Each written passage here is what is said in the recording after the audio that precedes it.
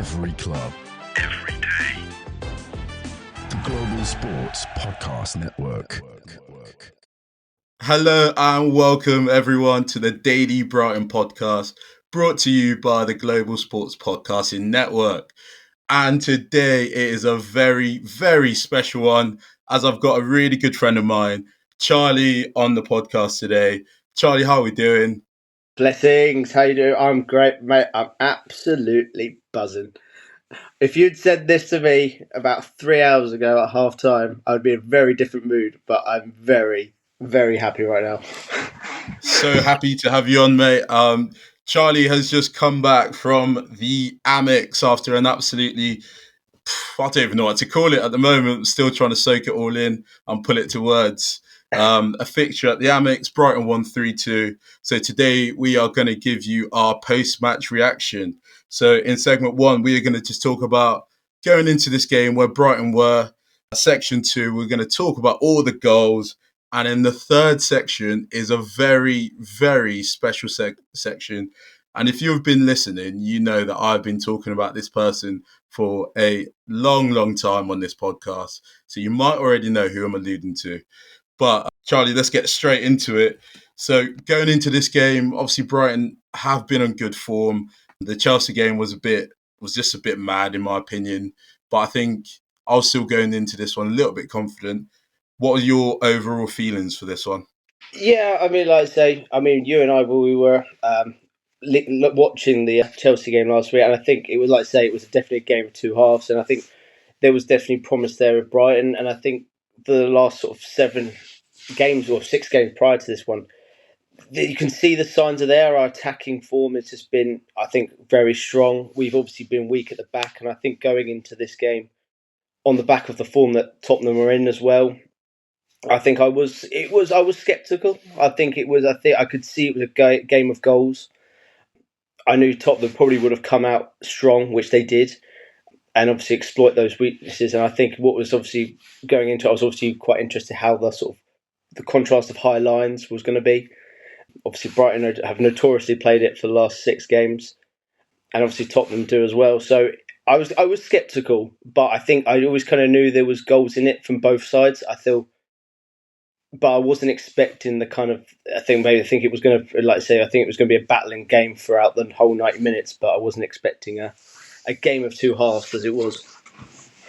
Yeah, no, I was similar as well. Like going into it, I think straight away I thought there's going to be goals, but unfortunately for us, we're missing so many players out with injury. So I was like, I think we might be on the back of a heavy defeat, or it's going to be a high-scoring draw. Which was so I think I predicted 2-2. I said 2-2 as well. I thought 2-2. I would agree. Yeah. I listened to the pod and I thought that's I think that is a solid score. If we came out of the back of a 2-2, I'd be like, yeah, that's fair. Yeah, and that's it. I would have 100% taken the 2-2. What were your thoughts on the lineup? I think, obviously, like I said, I think a big miss. You talk about the injuries. I think JP is Van Heck was a massive loss. Obviously, down to injury and obviously out for a week. I think that was my initial worry. Obviously, Webster started for us last week, got a heavy stick from a lot of Brighton fans of his performance. So, and obviously some of it unfair, but obviously I think when you look at our sort of centre-back partnership of Duncan, Van Heck is strong. It's probably our strongest form. So obviously naturally someone else coming into that is naturally going to be a bit that fans aren't going to be too happy. And I think the lineup was, it's kind of how I expected it to be. I was kind of wondering if whether 30 was going to start over Estepinian. So we probably will come on to that a bit later on. But I think that was the only position I thought maybe Estepinian's come back into form a bit now. He's obviously got a few more minutes, probably now start time to play him. I was pleased that Hinchelwood got into the centre midfield again. I think that's where he belongs, really, to be honest. Obviously, he started on the left at the first few games, but I think overall, it was a standard formation with the players we've got out injured. I expected that kind of lineup. There was no big. I think I said the only big surprise me was probably 30 over Estepinian, really. Yeah, we've spoken a lot about Hinchelwood actually on this podcast and his position, and like we've always had just doubts, just whether or not he's too versatile for his own good, and he's not going to actually like settle down and find the position. But in the last couple of games, I think he's really like shone out and stood out. I think he wasn't even at Chelsea. I don't think he was too bad. So I just hope that continues. You were there at the stadium, so let's just get this bit over and done with. That first half, what was the atmosphere like in the stadium? So I had the pleasure of sitting near the away fans as well. So it was very hostile. I think, like I say, I was sat behind the goal as well. I sat behind the goal for all 5 goals, and the atmosphere, it started strong. I think I think it was kind of lifted for the return of Pascal Gross, who made a sort of a farewell to the club, which I don't know whether he's a good luck charm, but him saying we need to go out and win at the beginning may have spurred something on. I don't know whether Hertz has said that in the half-time changing room. Remember what Gross said? I don't know. But I think, like I say, we were kind of started quite strong. The atmosphere was quite building. But I think after that first goal went in, we thought this could be a long afternoon. Given the style of goal as well, actually both goals, you're kind of thinking, oh, this could go on a lot. And obviously with Welbeck, his obviously first attempt, definitely. I mean, I'm not going to say definitely should have buried that. I don't know how we missed it, but I think that you kind of thought, giving hate to Danny Welbeck. I'm getting it out now. I'm going to say it now, and that was the only bad thing about him. But I think that was I was thinking at that sort of first half. I'm thinking, this could be a long afternoon, or it's nothing's going to go our way, kind of thing. But yeah, the tide turned at sort of 47 minutes in with a different team. I don't know, like I said, what was said, and maybe obviously we'll come into the substitution at half time. But yeah, that sort of changed the game. And you're kind of thinking, actually, 2-1 with 45 minutes to go. We've got something's going to go. This could go either way now. Yeah, and it was good to see Pascal Gross. So a massive, honourable, big shout out to the legend. What a game! Right, we're going to go for a short break, and then we'll be back talking about the second half performance and the goals that we scored. Do you have a story to tell that the world needs to hear? Have you struggled with reaching new audiences who engage with your story? It might be time for you to start a podcast. Let me tell you about a platform we use here at Global Sports Podcast Network. Zencastr makes it easier to start a high-quality podcast built for growth from day one. With 4K video recording from your phone and AI editing that automatically moves ums, ahs, you knows, and 22 other speech patterns. Zencastr makes it super easy to start a podcast that sounds great. Ready to tell your story? Check out the link in the show description to learn more about Zencastr. Hello and welcome back to the Daily Brighton. That second half, in fact, let's start here. What on earth do you think Hertz has said to them going in 2-0? And I thought it could have been more than 2-0 going in at half time. What do you think he even said to them? I think he said, it's not over. I think we've still got another half to change this. I think when you look at, I think every sort of half, like the second half performances of when we've come back from 1-0, 2-0 down, we've always shown a bit of fight, and I get that impression. He's like, it's not over until that final whistle goes. Like, we can get back into this. Like, 2-0 or not, a goal changes the game. And I really think it made a big difference. Bringing on Estupinian, that was, I think, a brilliant choice for me. And it's a real shame because I was at the Wolves game where Ferdy Calliope, who came on, obviously scored in the Carabao Cup fixture. And I thought, okay, I could see a player here. I could obviously the way his determination, but he was getting overrun massively at left back. They was just overloading him every time. I don't know whether it was just nerves or just the pressure. I don't know. But bringing on Estupinian just changed the game. Matoma had a sort of his partner back. It allowed Matoma to get more into the game. And I think it just the playing out from the back just seemed to flow a bit more. So I think Herzl was very much like bringing him on as a game changer, really, because they knew what they were. Tottenham knew what they were doing on that. Obviously, would have been on that left hand side. They knew what they were doing by attacking 30. It was all the attack was coming mostly down there. I know, obviously, the second goal it was more obviously on Veltman's side of the pitch, but that was our weak spot, and I know it's been a weak spot for us a lot. But it just changed the game. Like I say, going with 2 minutes into the half, we've got a goal. It's 2-1. It's game on. We've got a lot of time to get back into this now. And I think that's the kind of belief he's instilled into the club and to the players. And I think even the fans now, you kind of think I was sitting at half time thinking, oh God, this could go either way. But I kind of thinking in the back of my head, actually, no, there'll be more. We'll get back into this somehow. We're not going to just roll over. We'll get a goal and it could change turn the tide a little bit. So I think, yeah, he just instills that belief in people that it's not over and we can get something out of a game. Yeah, no, I'm definitely a huge Hertz fan. I even though everyone complained about the high line, I sort of said that, if that's the philosophy, let's just stick to that. And it's, to be fair, it's really enjoyable football at the end of the day. And sometimes it's going to go for you, sometimes it might not work.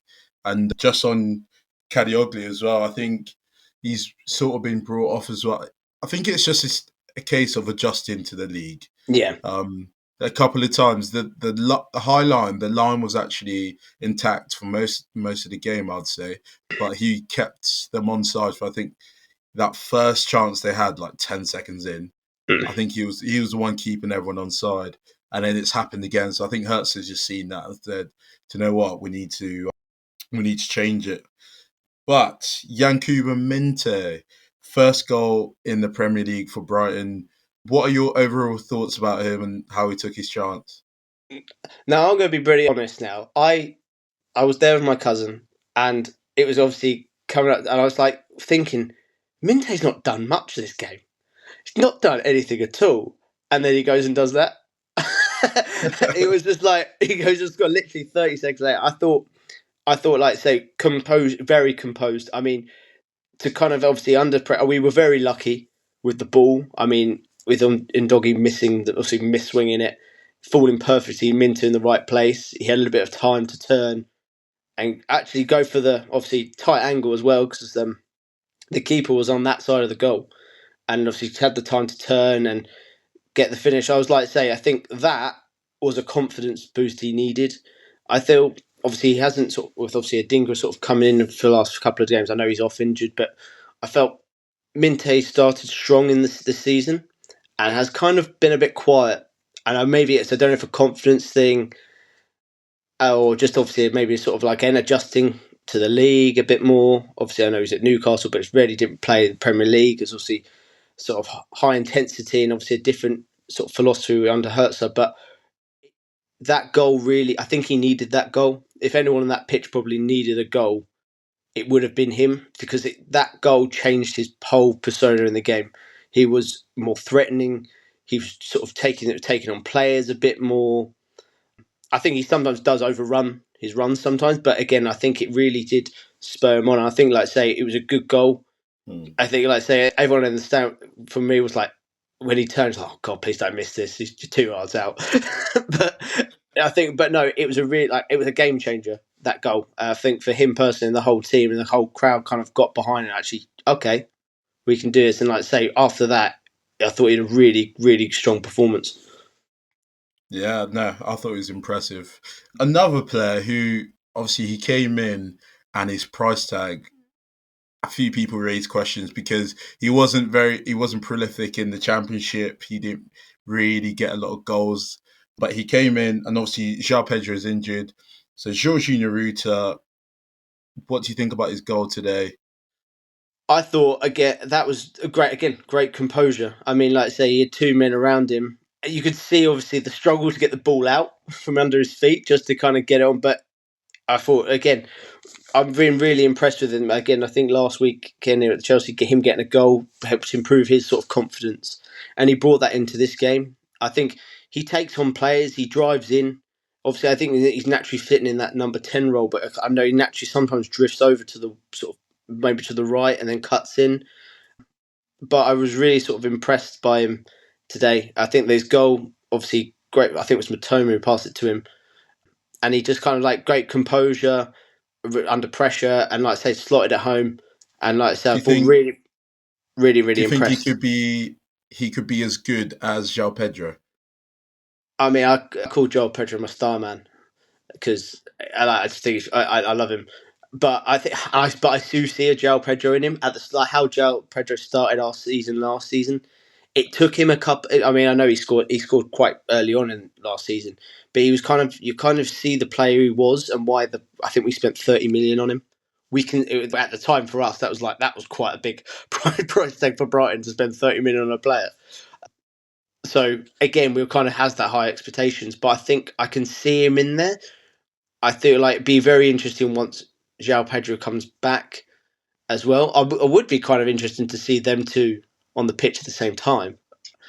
Because I think they're very similar players in the style they've had, but he doesn't give up, and I think that's the kind of attitude. And I think Hertz has put a lot of trust in him in that number 10 role to drive it. Obviously, like I say, if he comes back and comes back and helps the midfield to help him drive and push progress the play forward, and like I say, getting into those spots and winning those battles. And like I say, he was awarded with a goal and like I say, made it 2-2, and it was again that I sort of say that determination to get that goal that really sort of helped him and helped the team.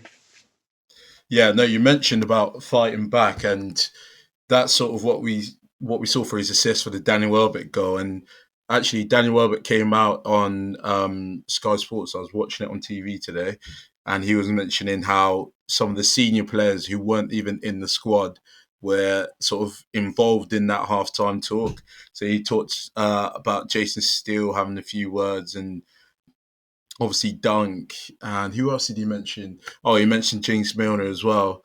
And I think we really did see that in this second half. And that sort of route of run, and then he just keeps fighting for the ball, and he's somehow found Danny Welbeck. That literally shows exactly what the fans want to see. But still, what a goal from our guy. I mean, just quick, before we talk about that goal, I mean, I've got to say, Ruta had no right to keep that ball in. No, like that no right. That ball, I mean, that was like a slide tackle, that kind of ball in. Like, no right to do that. But that, again, the determination to do that, and that whether that was just something, the awareness of obviously that great ball in, probably a little bit of luck. I mean, but like Welbeck was there, but however, Welbeck was switched on. He obviously got past his defender, and it was basically a through on goal. He couldn't miss it really, and it leaped above the defence, and got the goal, and 3-2. It's like 67 minutes and 3-2, and you're just thinking, wow, like, and that's obviously I can't remember. That's just now. I want to say 4 goals. Yeah, 4 goals. Yeah, four goals in 7, and that's. For Danny Welbeck, that's not bad. That's not bad. That is top form. Not for Danny Welbeck. That's a top Premier League striker numbers. That's it. Like I say, good numbers, and I think, like I say, he just for 33 years old, he just doesn't seem any chance of slowing down. He just looks strong. He looks stronger. He wants to fight for that number 9 spot, and like I say, I think he fits Hertz's. The way Hertz's style of play, he fits Welbeck to a T. He's obviously Welbeck's not got the pace, but he's got the strength. He holds the ball up. He gets in those positions. And at the end of the day, he's got the finish. He's got the final finish. And when you need him, he pulls you back in the game or he puts you ahead. And like I say, absolutely, brilliant header. Like I say, should have probably scored in the first half, but he made up for it with that third goal. And I think, like I say, it could have been more, I think, towards the end. I don't know if we'll talk about that, but obviously, could have been more goals. Yeah, we do love a Danny Welbeck goal. And we're going to go for a short break. And guess what? There's going to be more Danny Welbeck love in the next section. This podcast is part of the Global Sports Podcast Network, the only network bringing you exclusive daily news and views on your Premier League team, the Premier League, women's football, and fantasy football. A unique listening experience that puts fans first, bringing you the very latest breaking news from your team. Subscribe wherever you get your podcasts and make us your first listen every day. Global Sports Podcast Network. Every club, every day. Okay, welcome back, guys, to the Daily Brighton podcast. And from today's game, so I'm joined by Charley, and this is a special episode because Charley is one of my best friends. But also, in today's game, Charley got that guy Welbeck's shirt. Charley, how have you managed that? I'd like to point out, I didn't steal it off a child. My little brother. You may have watched it. It's actually on Sky. Danny Welbeck gives the shirt to a kid, and that was my little brother who got it. Yeah, I was like, I knew the one person I thought who's absolutely gonna love this. I've sent a picture to Bless of me holding Danny Welbeck's shirt. Feel free to use that. That's fun. Frame it if you want, Bless. I don't know, but I did want to try and steal it and give it to Bless, but yeah, it was soaking wet. Smelled like aftershave. I was like, this is the closest I'm ever going to get to Danny Welbeck. It smelled like a top Premier League striker, is what you mean. That smelled like a top Premier League striker. It's going to bang another 10 goals at least. Maybe before Christmas. I don't know. Maybe that's a bit bold to say before Christmas, but... Well, I mean, that's it, really. Like, what's next for Danny Welbeck now? I mean, he's in such good form. Obviously, Evan Ferguson's coming back as well. What do you think Hertz does with that? Because obviously we want to see Evan Ferguson, but the guy is on fire. Yeah, I think for the biggest thing that Welbeck's got to do is just keep fit. We can't afford it. Like, I think he just can't afford to get injured. Like I say, he is in form. I think again now, obviously, going into international break, we've got a couple of breaks. I think we've got the depth now. Obviously, we've got the Carabao Cup coming up. Give Ferguson a bit of a run then, resting Welbeck. I think it's not overusing him is the kind of thing, and I totally kind of get that why we want to, because he is he's on the sheet every week. Danny Welbeck, if he's fit to play, he should be on it, but it's a risk of overusing, and I think as the sort of season progresses, if we progress in sort of cup runs as well, it's just about keeping him in that form. And whether it is that we start Ferguson and bring on Welbeck as a sort of a power sub, then so be it. Because I think that's the key to Danny Welbeck, is keeping him fit, keeping him in form, like I say, but not obviously don't want to lose that momentum.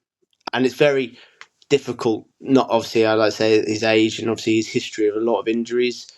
But I think Hertz is one of these managers, he's very cautious manager when it comes to sort of the wellness and injuries of his players.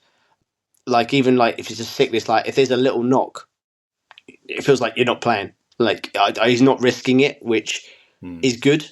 And maybe, hopefully, if Danny Welbeck does, I'm hoping he does not ever get a little knock, then he'd be like, all right, you're resting for a week or two. Ferguson can come in. So I think, it's just about keeping him fit now and making sure he can last. Because I think he doesn't want to go off injured. He doesn't like it.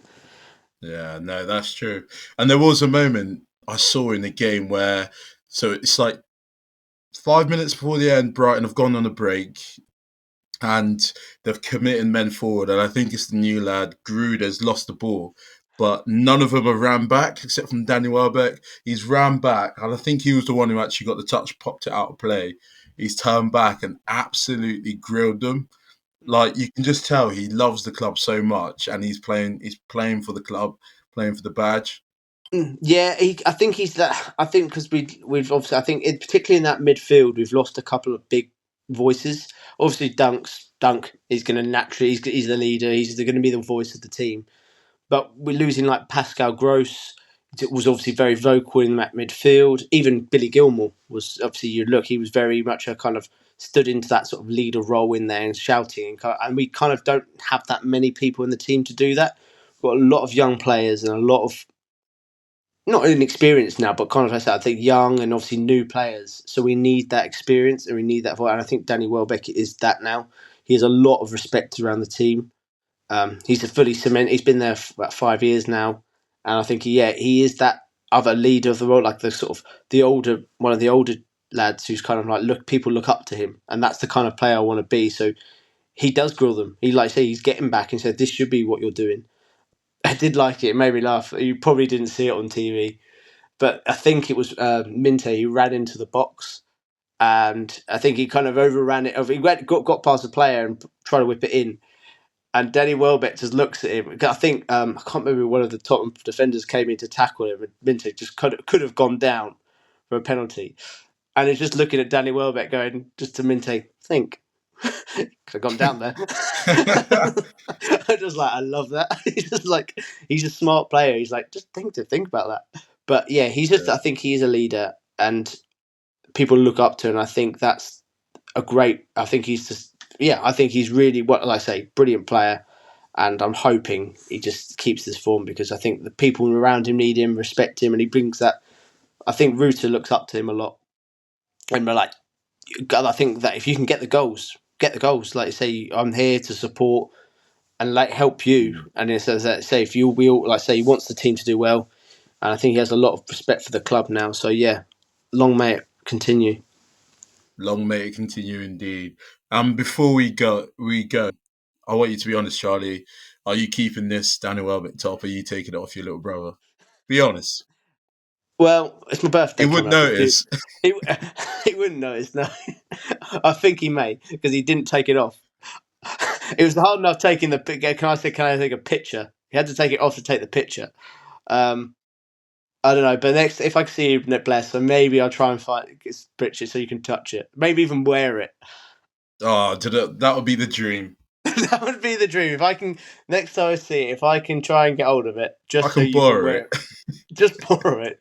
Sleep in it. I don't know if you want to. I don't know, whatever you want to do with it. As you know. Yeah, I do. Well, I love the man, but I don't know if I'm sleeping in the Danny Welbeck Brighton top. Let's be honest, mate. If I gave you that as a gift, you know you would.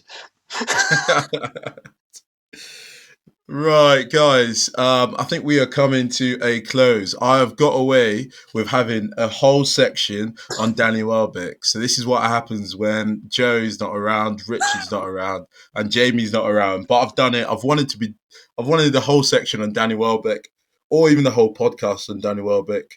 And today has been the day. So I've been blessed as Shabamba. I've been joined by my good friend Charlie, and we are signing off. Cheers, best mate. Good talk. Every club, every day. The Global Sports Podcast Network.